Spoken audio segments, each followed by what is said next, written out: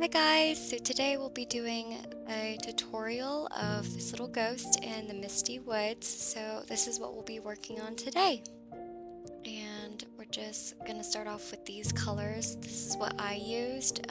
You don't have to use the exact colors that I have, but this is just what I used for this project, and they seem to work perfectly with the mood that I wanted to come across in this moody forest setting. So you're going to start off with the lightest combination of white with blue and then a hint of black, just to give it more of like a grayish, more rainy atmosphere. That's what that black kind of adds to it. And then when you start the outline of the trees in the background, you're really only just gonna add just the tiniest hint more of blue and black. You're gonna keep the consistency of white the same. And here you just see I'm just kind of blending it in a little bit. So that's the farthest line of trees back. And so for this next line of trees, you see I am going in with a darker combination of blue and not as much black, but just more blue. And just, it doesn't have to be like perfect. They're like tiny little long triangles of just kind of the general shape of a tree because you're not going to really see the detail. And then I'm just using the brush to just kind of like blend the edges a little bit just to make it a little bit blurry. And then once you've blended out a little bit of the bottom of the new tree line that you just made, you're going to go in with white and you're just going to blend that white in just to give the appearance of a strong mist up in the trees.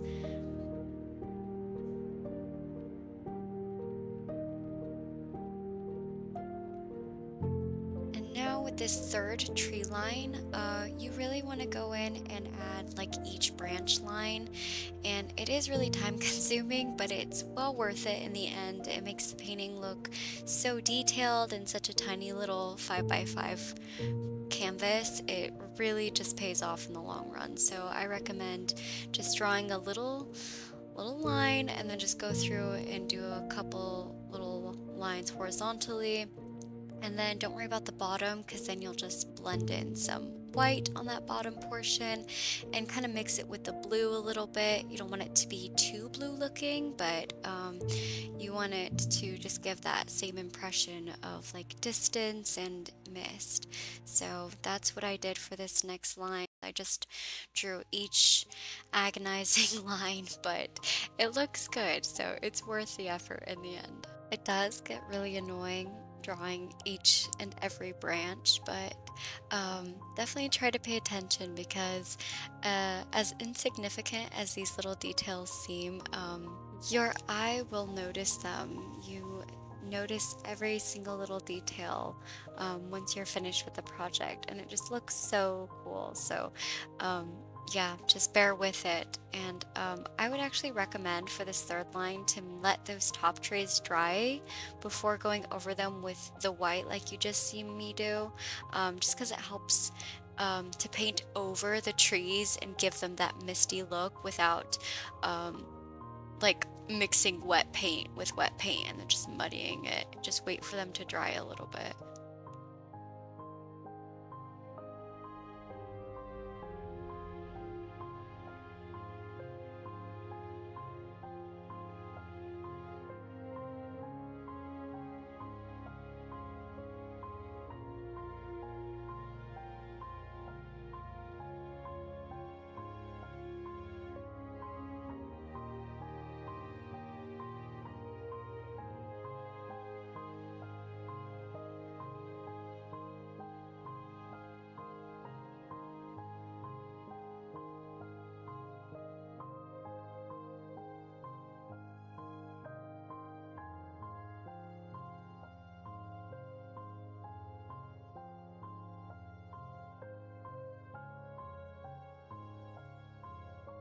Okay, so for this next section, we are going to actually have a much darker mixture of the blue and black and very little white because you just want it to be darker in the foreground. You're closer to these objects, so you want them to be a lot more distinguished from the background and a lot bigger. So make sure you have them drawn over your previous forest lines just to really pull you into the scenery.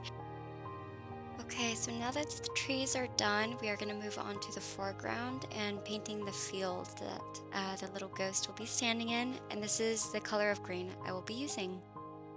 Okay, so with that green and the same blue and white and black we were using before, I am just going to mix this creamy green color. And this is to represent that the grass the furthest away from you in the picture.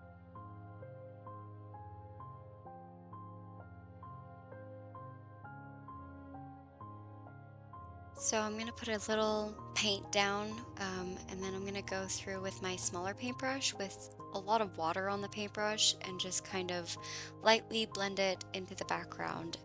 We don't want this new foreground to look out of place. We want it to blend in with all that mist and look like it's coming into focus. So I'm going to put down a little bit of blue and white on this wet green foreground, and it's just to help really blend it so that there's no like straight line of your horizon line. You really want that blended and kind of hidden from your eye. You don't want it to be a focus for you when you're looking at this painting. So just blend it out real well.